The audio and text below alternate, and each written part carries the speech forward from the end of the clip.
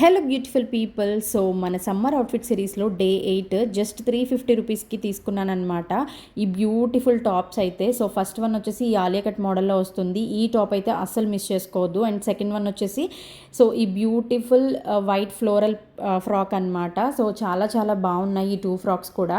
So ఇది వచ్చేసి మనకి బ్రాండెడ్ టాప్ లాగా ఉంటుంది. క్లాత్ అయితే క్వాలిటీ నెక్స్ట్ లెవెల్ ఉందన్నమాట.